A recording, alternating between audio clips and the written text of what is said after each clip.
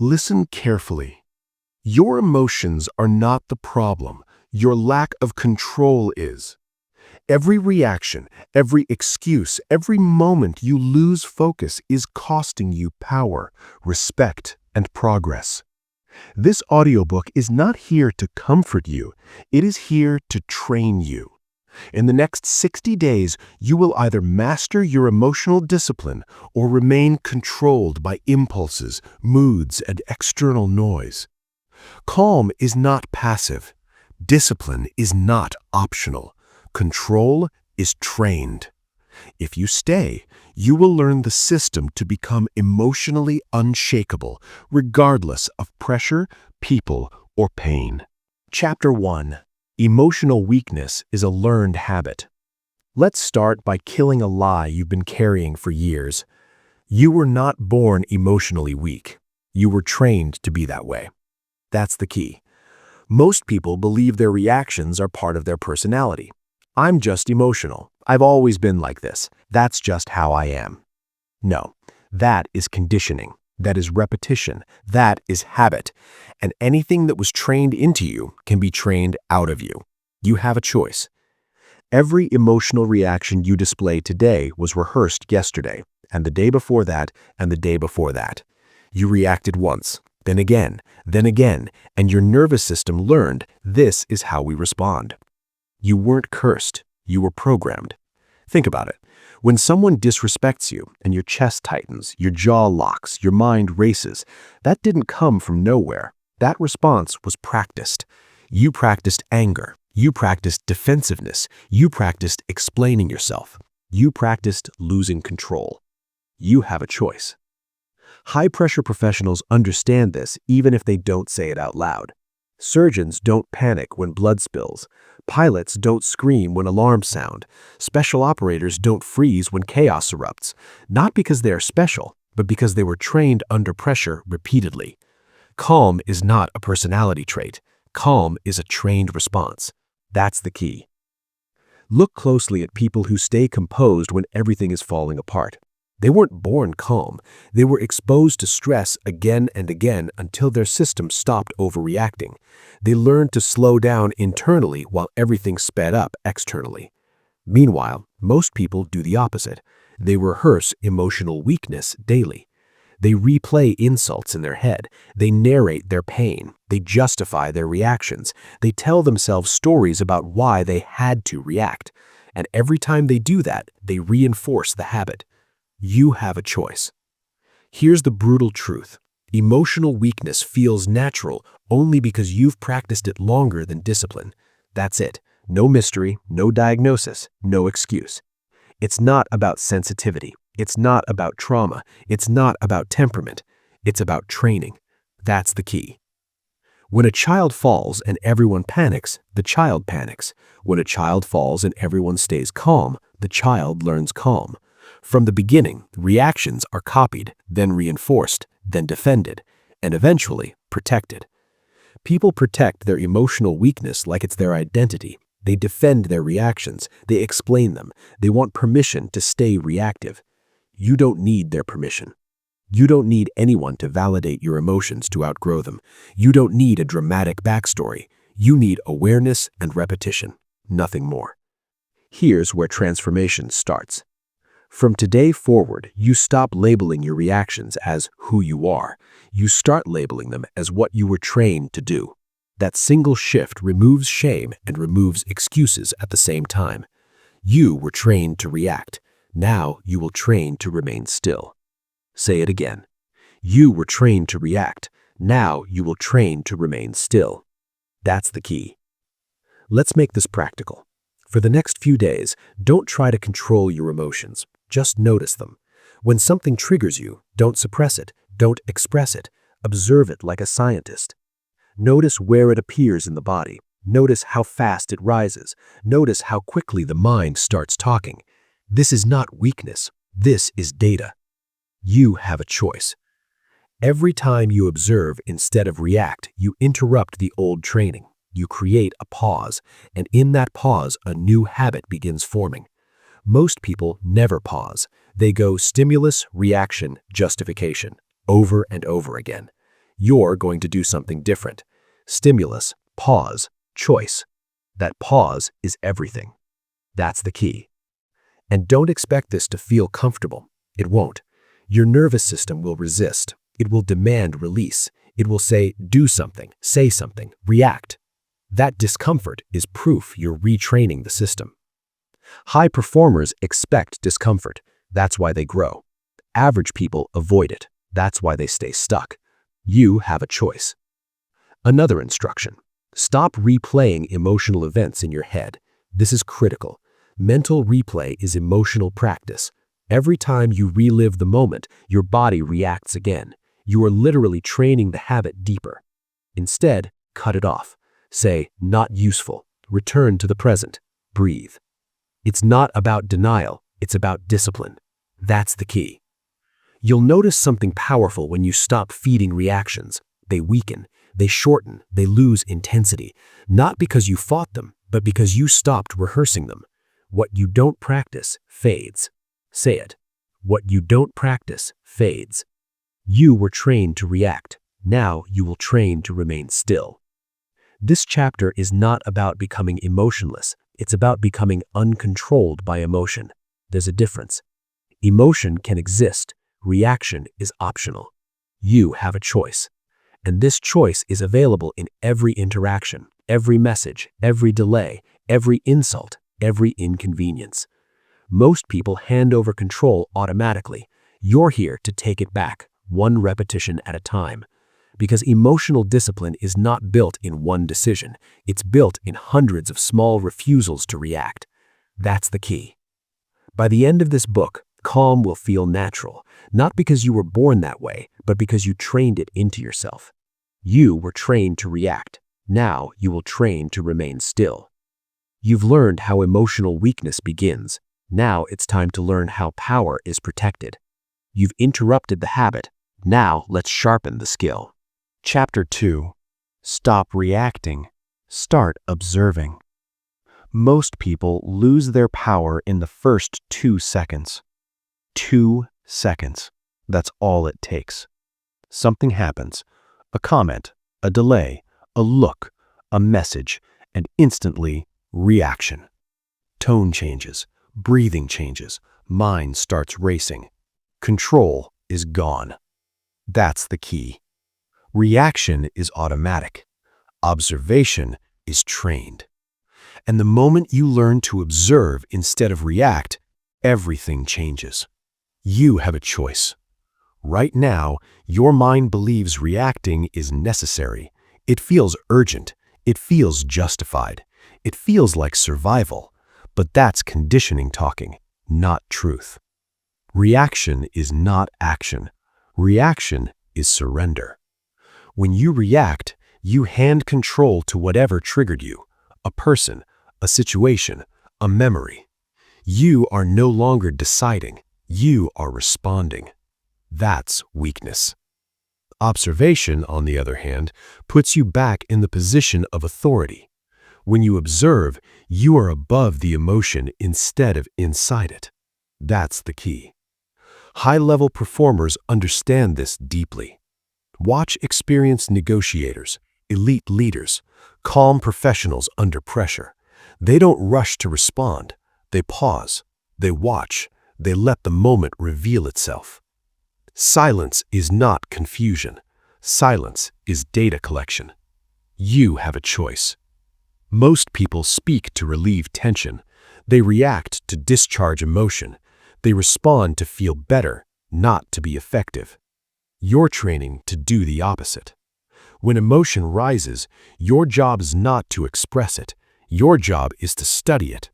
Where is it in the body? How strong is it really?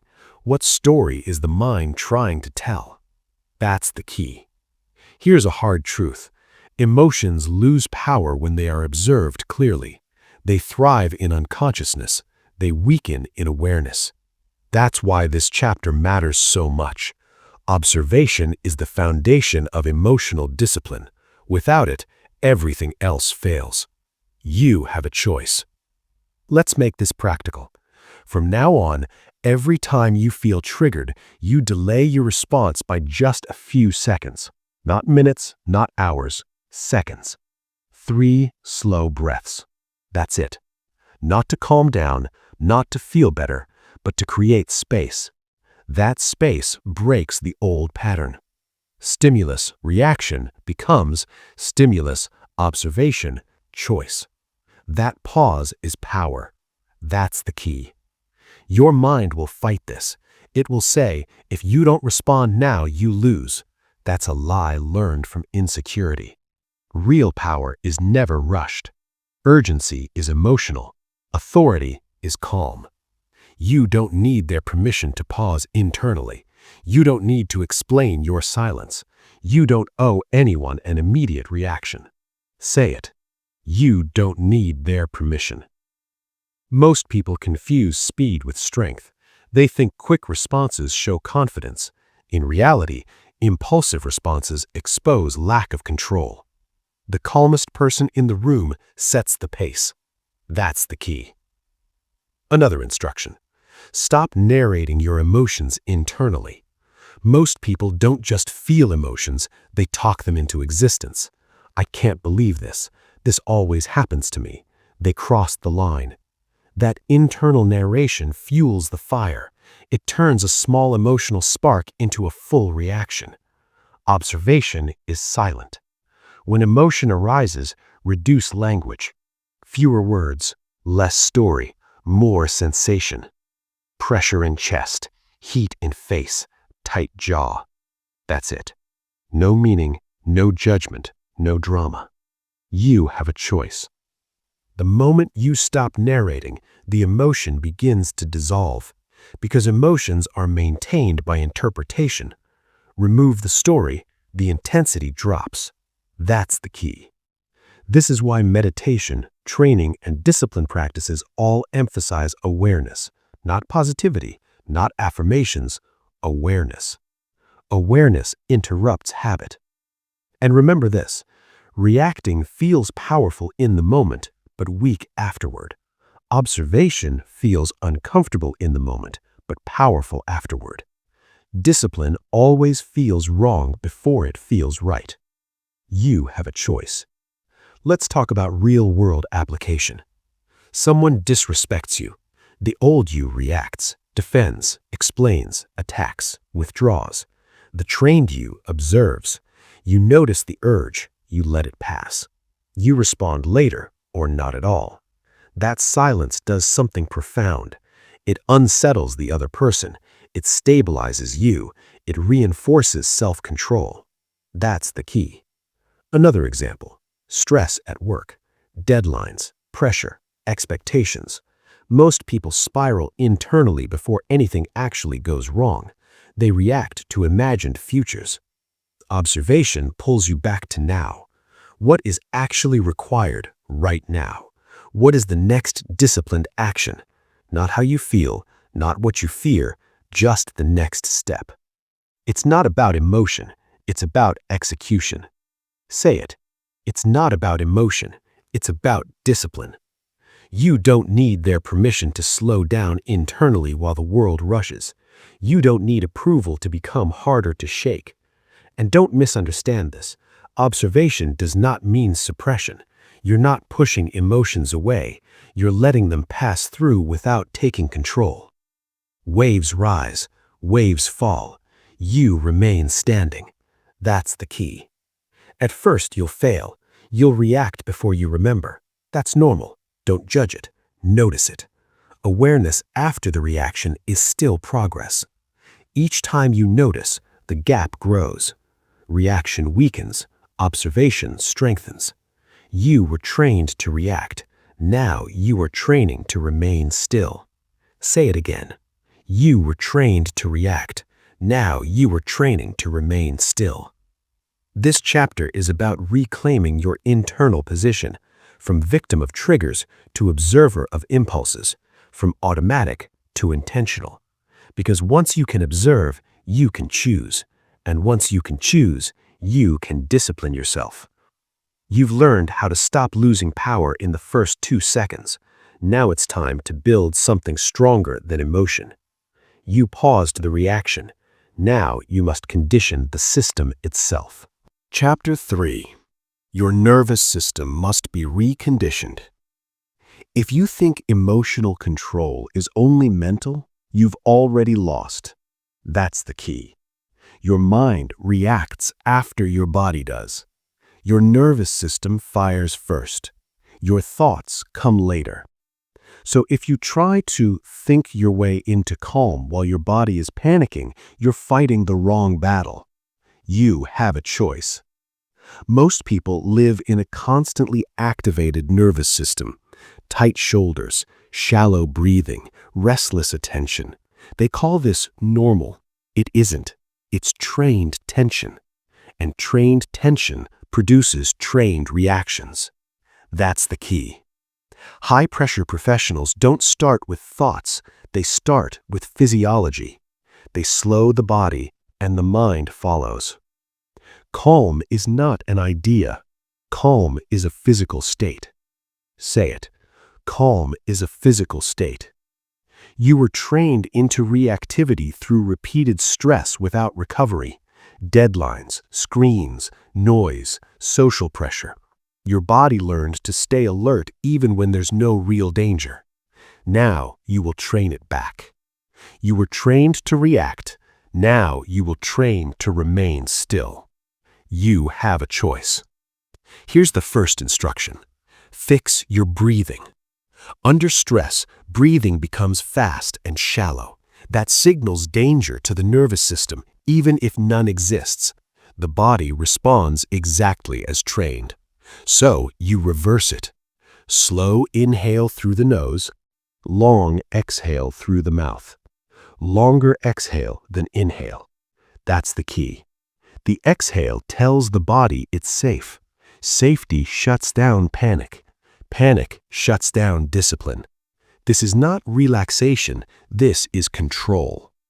Do this under pressure, not in comfort. When irritation rises, when impatience appears, when you want to react. You don't need their permission to breathe slowly. You don't need to explain it. You just do it. You have a choice. Second instruction, reduce unnecessary stimulation. Most people overdose on input, notifications, scrolling, noise. The nervous system never resets. It stays alert. It stays reactive. You cannot build emotional discipline in a constantly stimulated body. That's the key. Start creating silence on purpose. No phone, no audio, no distraction. Just stillness. At first, it will feel uncomfortable. Your body will crave stimulation. That's withdrawal. Good. Discomfort means retraining is working. You were trained to react. Now you will train to remain still. Third instruction, expose yourself to controlled stress. Avoidance weakens the system. Controlled exposure strengthens it. Cold showers, intense workouts, difficult conversations done calmly. These teach the nervous system that stress is survivable and controllable. High performers don't avoid pressure, they dose it. That's the key. Stress plus control equals resilience. Stress plus avoidance equals fragility. You have a choice. Notice this. When your body learns it can stay calm under stress, emotional triggers lose their power automatically. No affirmations required, no motivation speech is needed. The body leads, the mind follows. Say it. The body leads, the mind follows. This is why discipline is physical before it's philosophical. Posture matters, breathing matters, sleep matters, recovery matters. A tired nervous system is an emotional one.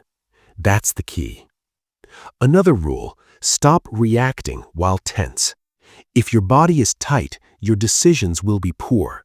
Delay responses when tension is high. Stand up, breathe, move. You don't need their permission to delay a response. You don't owe instant emotional access to anyone.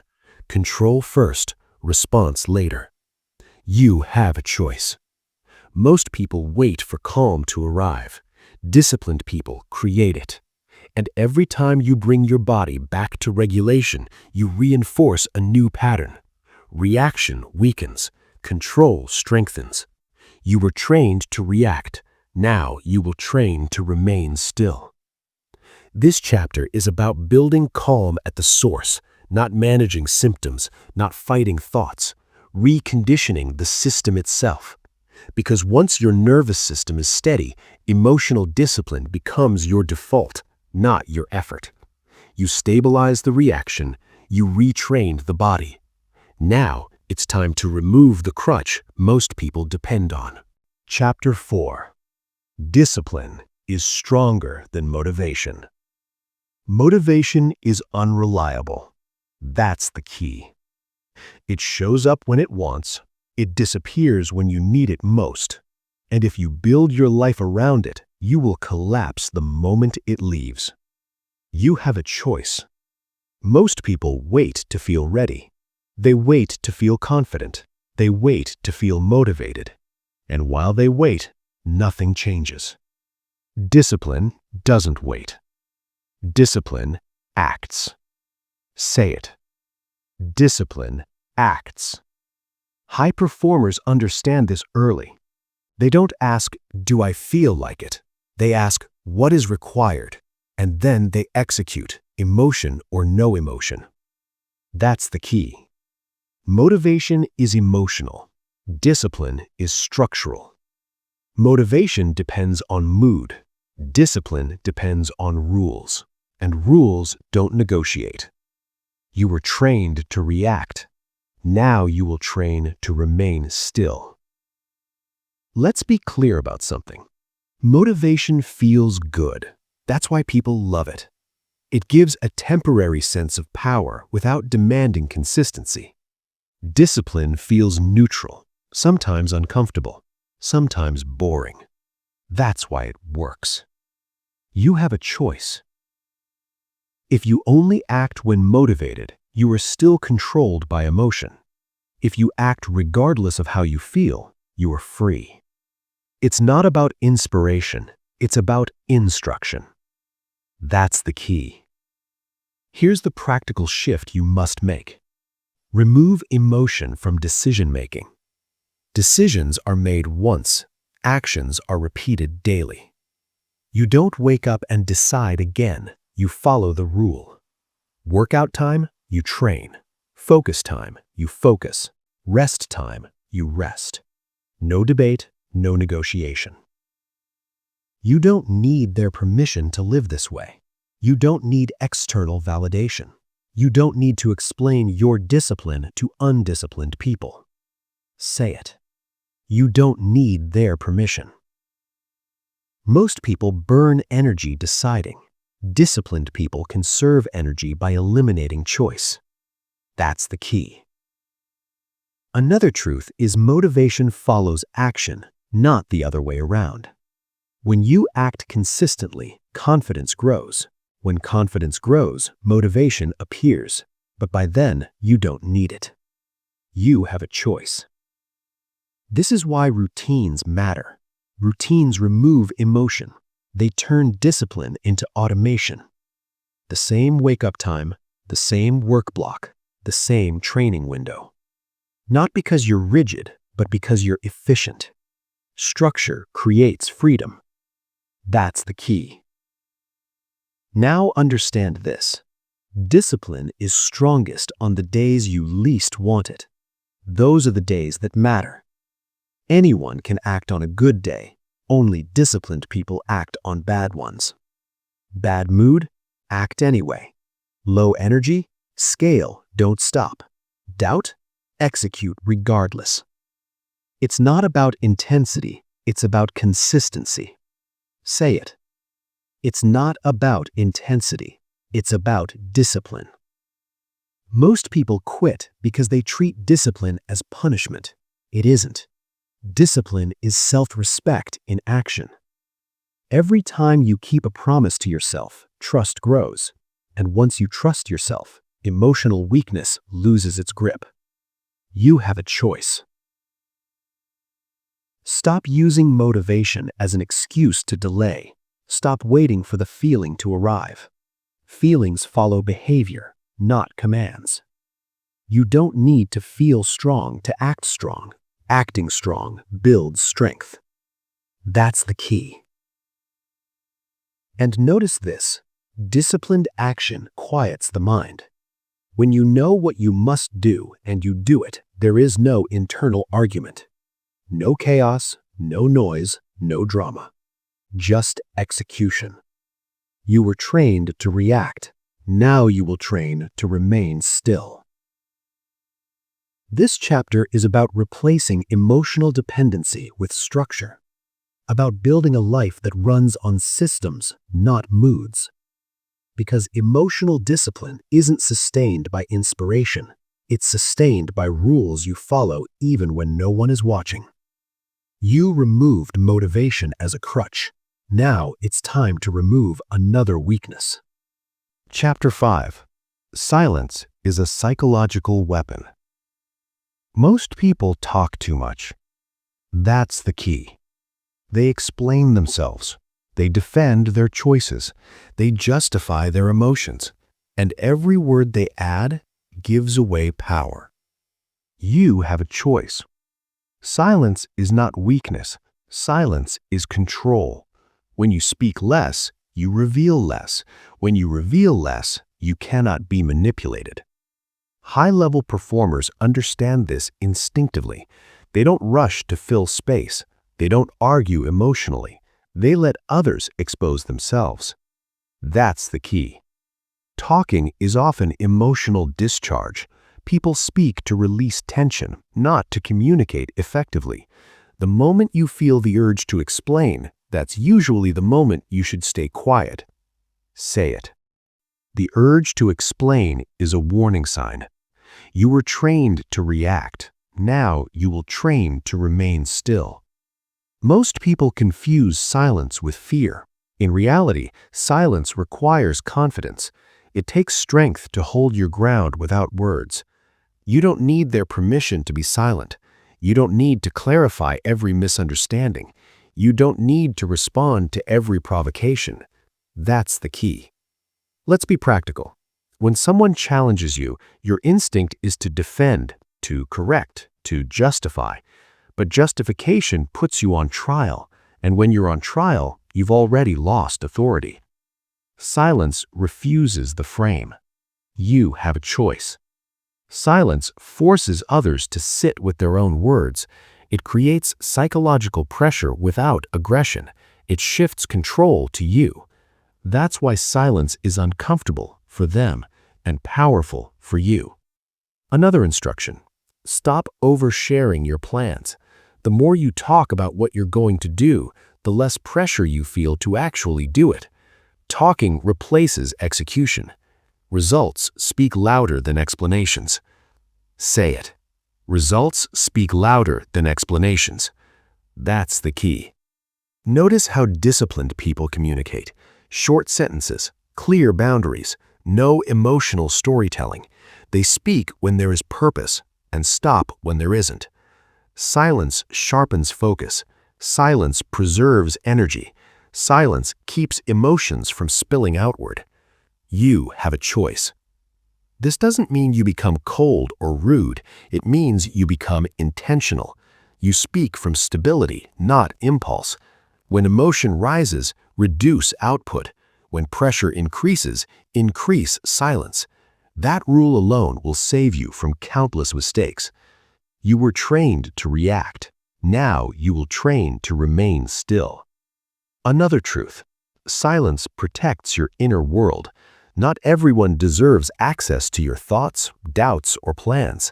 Access is earned, not granted by default. You don't need their permission to keep things private. Say it. You don't need their permission. The more selective you are with words, the more weight they carry. Silence makes your voice heavier when you choose to use it. That's the key. Most conflicts die when one person refuses to escalate. Silence starves drama. Emotion needs engagement to survive. Remove engagement. The emotion fades. This is not avoidance, This is mastery. You are choosing not to feed chaos. You have a choice. As you practice silence, you'll notice something important. Your internal noise reduces too. Less talking outward leads to less arguing inward. Clarity increases. Discipline strengthens. Control deepens. You don't react. You observe. You decide. You were trained to react. Now you will train to remain still. This chapter taught you how to protect your power externally. Now it's time to protect it internally, where most people lose everything.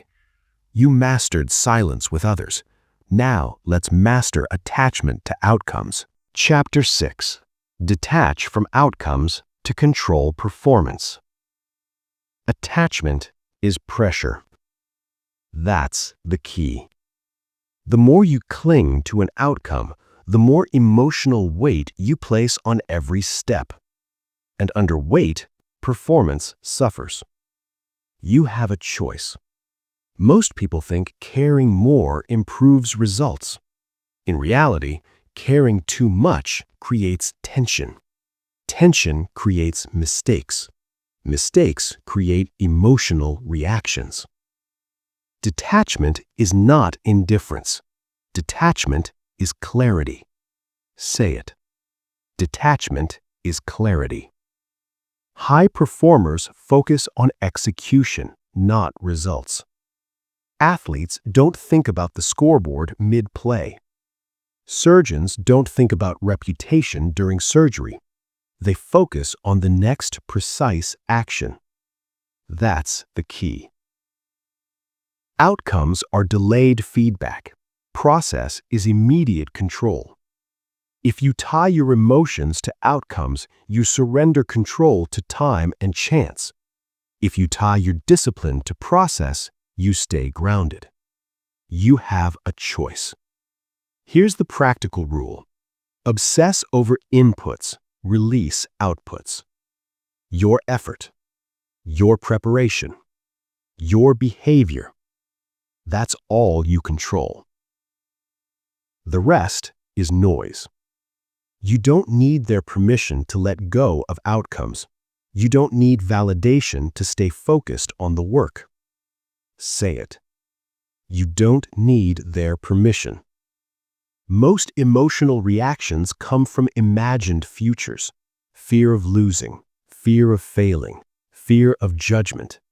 None of those exist in the present moment. Detachment pulls you back to now. That's the key. Another instruction. Set a clear standard for effort, then walk away mentally. Do the work fully, then let it go. No replay, no obsession, no rumination. Rumination is emotional rehearsal. That's the key. When you detach, failure loses its sting. Success loses its arrogance. You remain centered. Centered people are dangerous in the best way. You have a choice. Detachment frees energy. Energy redirected into discipline multiplies results over time. You stop chasing. You start executing.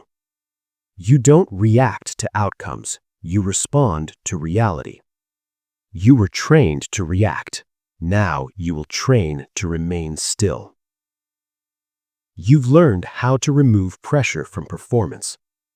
Now it's time to build the structure that makes discipline automatic. Chapter 7. Build a daily emotional discipline protocol. Discipline does not happen by accident. That's the key. If you don't design your day, your emotions will design it for you, and emotions are inconsistent, reactive, and unreliable. You have a choice. High-level self-control is not about willpower. It's about systems. Systems remove emotion. Systems create consistency. Systems turn discipline into default behavior. Say it. Systems create discipline. Most people wake up and react to whatever appears first: notifications, messages, thoughts, stress. They start the day in response mode. That single mistake sets the tone for everything. That's the key. Your job is to install a daily emotional discipline protocol, a repeatable structure that conditions calm, focus, and control every single day. Let's build it. First rule: control the morning. The first hour of your day trains your nervous system. If it's rushed, chaotic, or reactive, you carry that state forward. So you slow it down. No phone immediately. No emotional input. No noise. Breathing, movement, stillness. You don't need their permission to protect your morning. Say it. You don't need their permission. Even 10 minutes of silence in the morning creates separation from emotional momentum. It tells your system, we move intentionally today. That's the key. Second rule: schedule discipline, not motivation. You don't wait to feel focused, you assign focus. Time blocks remove choice. Work block, training block, recovery block. You follow the block, not the feeling. It's not about desire, it's about discipline. Say it. It's not about desire, it's about discipline. Third rule: insert daily discomfort. Comfort weakens emotional control. Controlled discomfort strengthens it. This isn't punishment, it's conditioning. Cold exposure, hard training. Difficult tasks done first. These train the nervous system to stay steady under stress. That's the key. Fourth rule: limit emotional input. What you consume becomes what you feel. Endless news, social media, and noise overstimulate the system. Set boundaries. Designated times, intentional consumption, silence between inputs. You have a choice. If you feed chaos, you feel chaos. If you feed discipline, you feel stable. That's the key. Fifth rule: end the day deliberately. Most people collapse into sleep mentally scattered. That carries into tomorrow. Instead, you close the day. Review actions. Note discipline kept or broken. Release the rest. No rumination, no replay. Completion creates calm. Say it. Completion creates calm. This protocol is simple, that's intentional. Complexity kills consistency. You don't need perfection, you need repetition. You were trained to react. Now you will train to remain still. And here's the truth. Discipline feels mechanical at first, boring, emotionless. Good, that means it's working. Eventually, calm becomes familiar, focus becomes normal, control becomes automatic. That's the key. When discipline is built into your day, emotions lose their leverage. You don't fight them, you outstructure them. You designed the system, now you run it. You've built the protocol. Now it's time to remove the final fuel source that keeps weak emotions alive. Chapter 8. Starve your weak emotions. Emotions survive on attention. That's the key. What you focus on grows. What you feed survives. What you ignore weakens. You have a choice. Most people don't realize this. They are emotionally strong not because emotions are powerful, but because they keep feeding them. They replay, they analyze, they narrate, and every repetition adds fuel. You were trained to react. Now you will train to remain still. Weak emotions don't disappear when you fight them. They disappear when you stop feeding them. That's the key.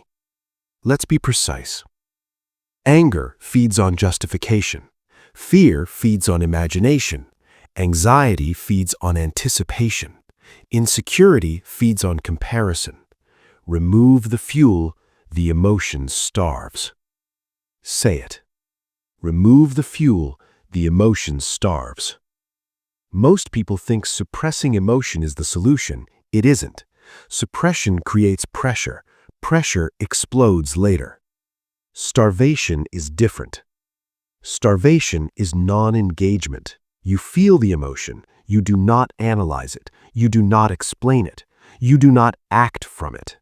You let it pass. You have a choice. The moment an emotion arises, ask one question. Is this useful right now? If the answer is no, you disengage. Not emotionally, behaviorally. You return to task. That's the key. Here's the rule. Emotions that don't produce disciplined action don't deserve attention.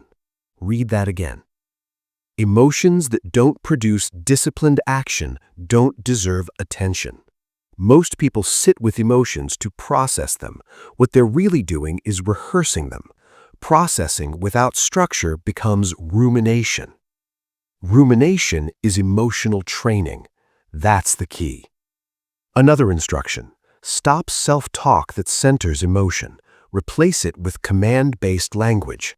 Not, I feel stressed, but breathe, focus, execute. Short, direct, neutral.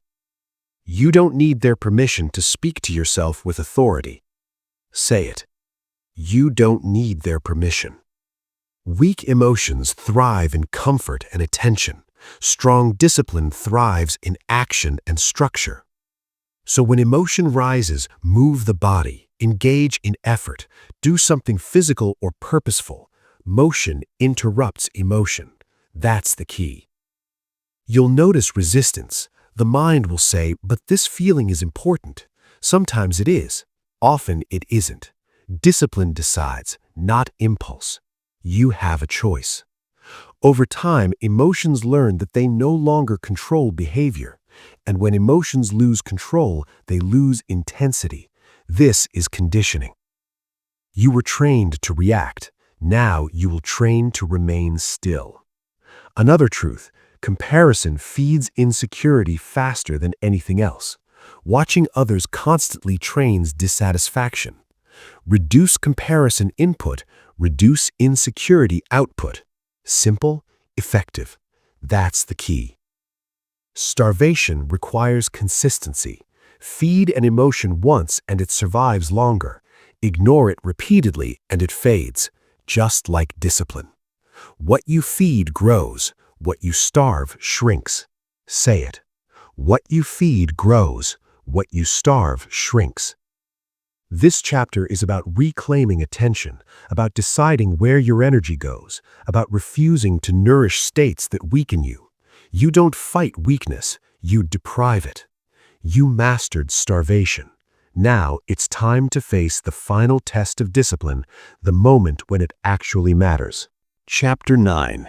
Pressure reveals the training. Pressure doesn't create weakness. That's the key. Pressure reveals it. When stress hits, you don't rise to the occasion, you fall to the level of your training. Whatever shows up in those moments is what you've been practicing all along. You have a choice. Most people blame pressure for their reactions, deadlines, conflict, criticism, uncertainty. But pressure is neutral. It only exposes habits. Calm under pressure means calm was trained. Chaos under pressure means chaos was rehearsed. That's the key.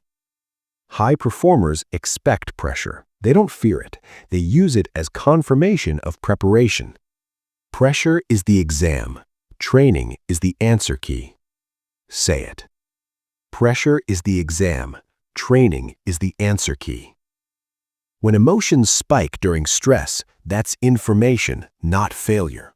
It tells you where discipline is still weak. You don't judge it. You study it. You correct it. You have a choice. Most people abandon discipline when pressure increases. They justify reactions. They say, this is different. This is serious. But that's exactly when discipline matters most. It's not about comfort, it's about control. That's the key. Let's be practical. When pressure rises, your first task is slowing down. Faster environments demand slower internal pace. That's how control is maintained. Slow breath, slow movement, clear focus. You don't need their permission to slow down internally. Say it. You don't need their permission. Another rule, narrow attention. Pressure scatters focus. Discipline narrows it. What is the next action? Not the whole problem, not the outcome, just the next step. That's the key. Pressure also tests emotional starvation. Old emotions will try to resurface. Fear, anger, doubt. You respond the same way you trained. No narration, no engagement, no reaction. Return to execution. You were trained to react. Now you will train to remain still. The more often you stay composed under pressure, the faster your nervous system adapts. What once felt overwhelming becomes normal. This is how unshakable people are built. Repetition under stress. Say it. Repetition under stress. Most people avoid pressure. Disciplined people use it. Pressure is the final filter. It separates intention from conditioning. Anyone can talk about calm. Few can demonstrate it when stakes are high. You have a choice. And here's the truth. When you stay calm under pressure, others notice, not because you announce it, but because calm stands out in chaos. Authority increases. Trust increases. Self-respect increases. That's the key. Pressure days are not setbacks, they are opportunities to prove the training is working. Each successful response locks in the habit deeper. You don't need perfect control, you need repeated improvement. You were trained to react. Now you will train to remain still. This chapter showed you the test. Now it's time to design the final identity, one that doesn't depend on chance or mood. You faced pressure. Now you become deliberate. Chapter 10. Become unshakable by design. Nothing about strength should be accidental. That's the key. If your calm depends on circumstances, it will fail you. If your discipline depends on mood, it will disappear. If your control depends on other people behaving well, you will always be vulnerable. You have a choice. You can live reactively, hoping the day goes smoothly, or you can live by design, prepared for pressure, noise, and disruption. Unshakable people are not lucky. They are intentional. Say it. Unshakable people are intentional. Everything you've learned in this audiobook leads here. Observation, nervous system control, discipline over motivation, silence, detachment, systems, starvation of weak emotions, performance under pressure. These are not ideas, they are components. And now you assemble them. That's the key. To become unshakable by design, you must stop treating emotional control as something you try to do. Trying is emotional. Design is structural. Trying asks, how do I feel today? Design asks, what is the rule? Rules don't negotiate. You were trained to react. Now you will train to remain still. The first design principle, remove predictable triggers. Most emotional reactions are not random. They are predictable. Same situations, same people, same patterns. So you don't fight triggers, you redesign around them. Less exposure, clear boundaries, intentional distance. You don't need their permission to protect your environment. Say it. You don't need their permission. The disciplined mind understands this. Willpower is limited. Structure is not. If something repeatedly destabilizes you, reduce access to it. That's not weakness, that's intelligence. That's the key. Second design principle, pre-decide your responses. Unshakable people don't improvise under stress. They already know how they respond to disrespect, delay, criticism, and uncertainty. They've decided in advance. No reaction, calm voice, minimal words, action over explanation. Decision removes hesitation. Say it. Decision removes hesitation. When the moment arrives, there is no debate. You execute the response you already chose. That's how discipline replaces emotion. You have a choice. Third design principle, protect your internal standards. Most people let external events dictate how they behave. Unshakable people operate from internal rules. I don't raise my voice. I don't explain myself emotionally. I don't act while tense. Standards create consistency. Consistency creates identity. That's the key. Identity is powerful. Once you see yourself as disciplined, calm behavior stops feeling forced. It feels aligned. You're not trying to be calm. You are calm. You were trained to react. Now you will train to remain still.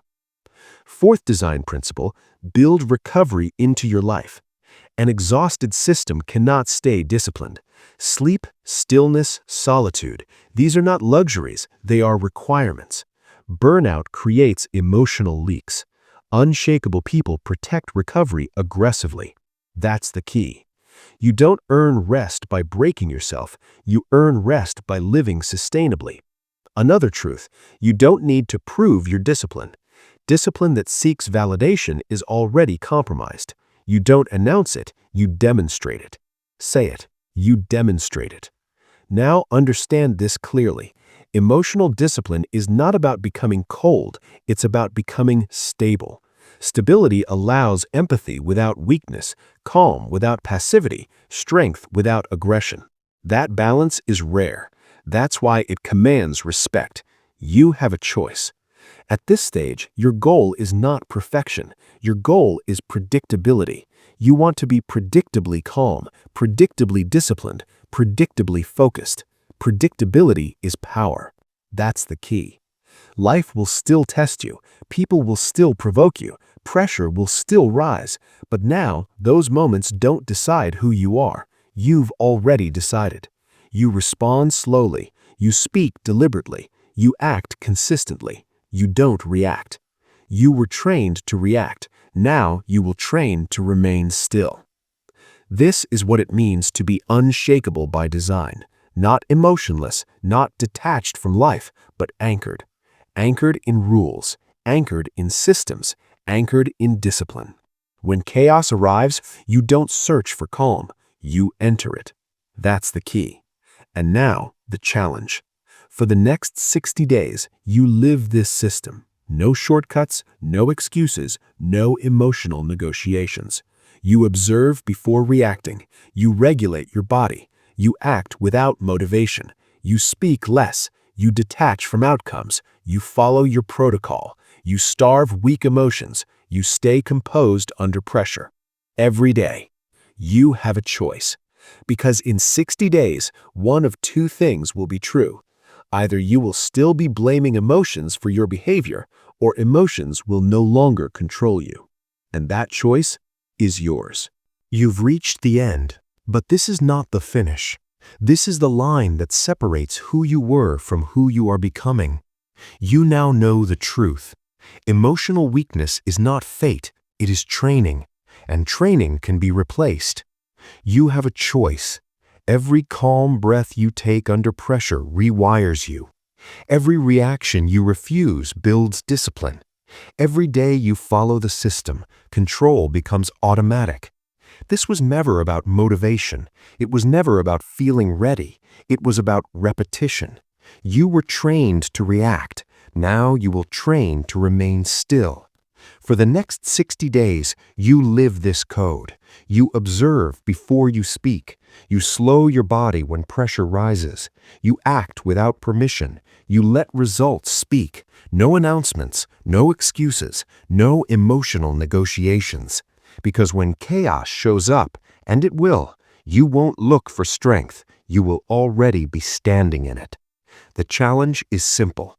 Do the work. Every day, for 60 days.